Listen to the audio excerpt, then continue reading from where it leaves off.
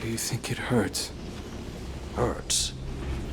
I could feel Savathun behind my eyes when she reached into my mind. What do you think these Hive feel when we reach into theirs? I also find the Scion's methods unsettling, but they can uncover Savathun's plans more efficiently than I ever could. Better to just put them out of their misery. Keitel believes these Hive might hold deeper secrets. Do not make the mistake of thinking these things deserve your sympathy. Even though they have the light. Maybe you were the wrong person to put on this assignment. They may be our enemies, but this feels like a new low for the Vanguard. For Zavala. Watch your mouth. You New Light see Zavala as some toothless diplomat, but you wouldn't believe what he's sacrificed to become the man he is. Someone who will make the hard choice, and make sure his people understand why. Then I can't wait to hear the speech about all this. You want a speech? Today the Vanguard did what had to be done. Mercy prevailed. Speech over. Say it a little louder. I don't think this guy could hear you. This doesn't look like mercy to me. Then you're not looking hard enough.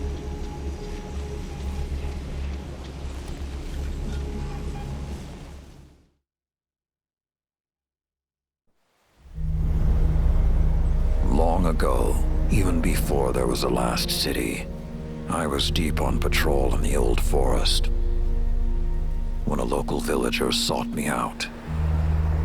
They asked me to catch a thief. I told them the Iron Lords were no mercenaries, but I saw their pride as well as their poverty. When they offered me a loaf of black bread instead of coin, I agreed. Just before sunrise, I caught my thief. A young girl, stealing what she could carry. Food when she could find it, coin when she couldn't, weapons to protect what she had taken. There was no fear in her eyes. She said the bandits in the forest ordered her to steal in exchange for protection. The penalty for theft in those times was death. Instead, I pulled the crest from around my neck and pressed it into her hands. I told her the wolves would protect her. In a settlement rich with stolen supplies, I found the bandits and cut them down. 38 lives to spare one. And for a time, I believed that was mercy. Many winters passed before I found myself back in that part of the old forest. This time, no one sought me out. So I sought them instead. Wind blew through rotted wood and rusted metal where the village once stood. And behind it, graves. Then piled stones, then bare mounds of earth, and then a pit. My blood was high. I tore through the forest, hunting for those responsible. Finally, in a settlement rich with stolen supplies, I found her. A lightless woman, with my crest around her neck. There was no fear in her eyes. She spoke plainly.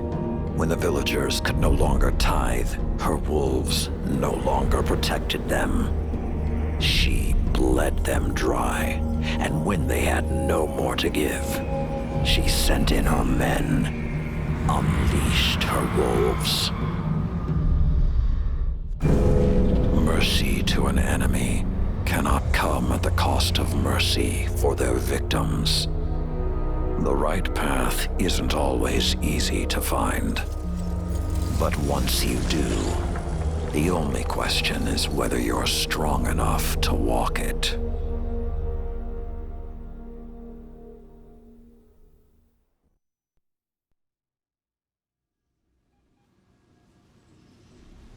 Consider that the next time you feel pity for our enemies.